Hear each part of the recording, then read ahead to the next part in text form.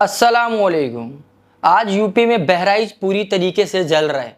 ये क्यों हुआ है? ये टोटली सरकार की फेलियर है, ये टोटली प्रशासन का फेलियर है, ये टोटली पुलिस वालों का फेलियर है। मैं कहना चाहता हूं, अगर एक धार्मिक कार्यक्रम था, धार्मिक प्रोग्राम था, धार्मिक मामला था, तो अगर वो धार्मिक मामला जब निकल रहा था तो वहां के रूट तय होते हैं ना, किस रूट से जाना है और यहाँ पर क्या सुरक्षा इंतजाम है, किस मोहल्ले से गुजरना है। ये काम किसका देखने का था? ये काम किसका देखने का था? ये काम सरकार का देखने का था, ये काम पुलिस वालों को देखने का था। क्या पुलिस वालों ने अपना काम अच्छे से किया?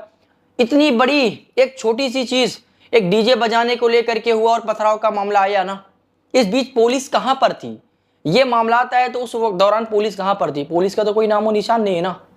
तो यानी ये जो दंगा हुआ है, इसमें टोटली सरकार का फेलियर है। आज कोई कह रहा है कोई पथराव कर दिया, फिर कोई कहता है वो भगवा लहरा दिया, फिर कोई कह रहा है हरा झंडा उखाड़ दिया। ये नौबत क्यों आई? क्या इसके पास में, किसी के पास में पूरा प्रूफ है कि नौबत कैसी आई, इसके पीछे क्या हुआ, बैकग्राउंड में क्या हुआ था, उस दौरान पुलिस किधर थी? यानी ये जब दंगा हुआ, पहले दिन हुआ, दूसरे दिन हुआ, तीसरे दिन हुआ, तीन तीन दिन तक ये जो है होता रहा। उसके बाद में यहां तक बात आ गई कि नॉन मुस्लिम जितने भी थे वो हाथों में हथियार लेकर के, लाठी डंडे जिनके हाथ में जो आया वो पूरा रोडों पर उतार आए और एजेंसियां जलाई, मुस्लिमों के, मुसलमानों के घर जलाने लगे, बस्तियां जलाने लगे। इस दौरान पुलिस मूर्ख दर्शक बनकर देखती रही। क्या की पुलिस वालों ने? क्या काम किया? अगर दंगाई इस तरह से रोडों पर आए तो सबको अरेस्ट करके अंदर डालना था, ना कि शांति से बैठ के देखने का था। पुलिस का काम क्या था?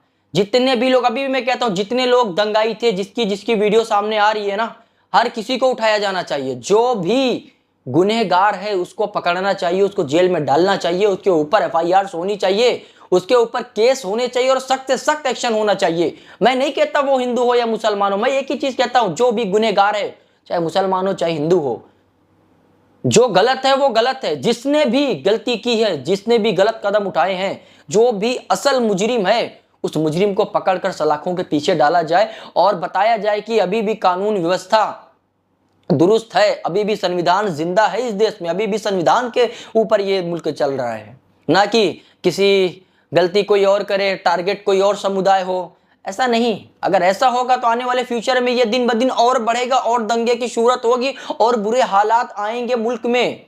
क्योंकि हमारे ही सीएम ना, यूपी के सीएम ने जो है वो बयान दिया था ना कि बटेंगे तो कटेंगे। तो मैं कहना चाहता हूं, बटेंगे तो कटेंगे का मामला क्या है? यही तो मैं भी कहना चाहता हूं ना। अगर हिंदुस्तान में हिंदू, मुस्लिम, शिया, सिख, ईसाई, क्रिश्चियन जो भी रहते हैं, सारे धार्मिक के लोग, अगर ये बटेंगे तो कटेंगे, ये मैं मानता हूं। तो यही चीज मैं कह रहा हूं ना, क्यों बटने दे रहे हो? बटेंगे तो कटेंगे, वही हो रहा है ना। आज बटे ना, आज हिंदुस्तानी बटे ना। पहले एक दूसरे के साथ में मोहब्बत से मिलकर रहते थे ना, प्यार मोहब्बत से, हिंदू, मुसलमान, सिख, ईसाई, कोई मसला नहीं था 2014 के पहले। 2014 के बाद से क्यों हो रहा है ये सारी चीजें? क्यों हिंदू खतरे में आ गया है? इस देश में 100 सालों से कभी हिंदू खतरे में नहीं था।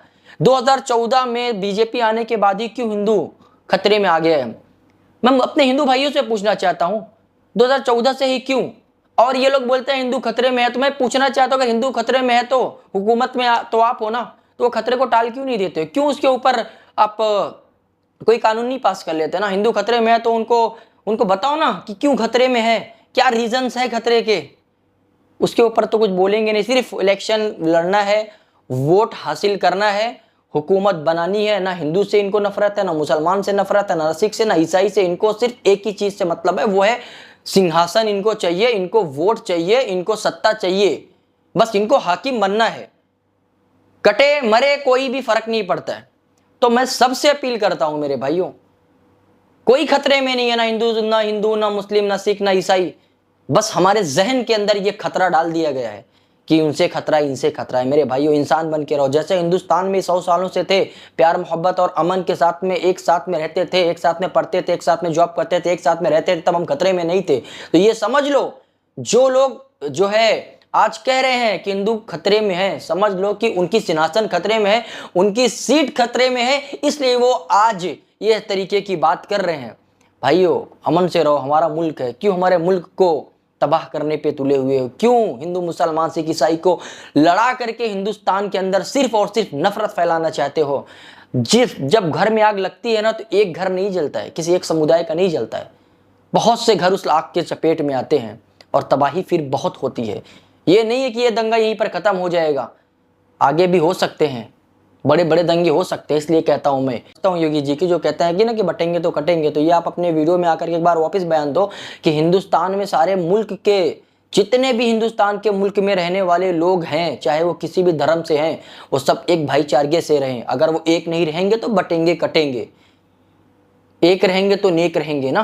तो ये बात आप अलाउंस करो ना, ऐसे करो ताकि अच्छा संदेश जाए, हिंदू मुसलमान एक साथ वापस पहले जैसे की तरह रहे।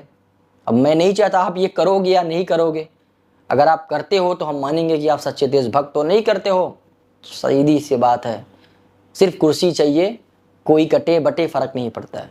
वीडियो को शेयर करो, हर किसी तक ये वीडियो जानी चाहिए।